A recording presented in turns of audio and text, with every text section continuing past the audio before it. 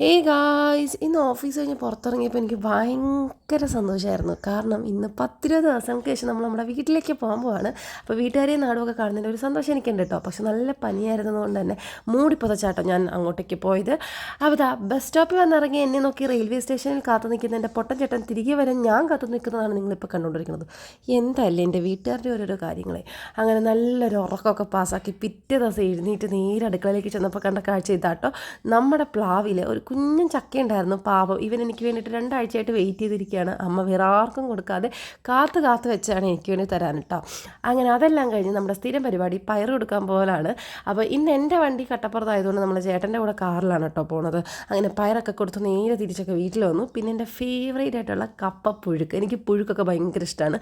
കൂട്ടത്തിൽ chicken fry, ഇതൊക്കെ വെച്ച് നമ്മൾ നല്ല പോലെ അങ്ങോട്ട് താങ്ങിയിട്ടുണ്ടായിരുന്നു. പിന്നെ നേരത്തെ ഒരു പനിയുടെ കഥ പറഞ്ഞല്ലോ, വന്നത് തന്നെ ഞാൻ ആശുപത്രി പോകാനാണോ എന്ന് എനിക്ക് തോന്നിപ്പോയി. അപ്പോൾ അത്രയേ ഉള്ളൂ.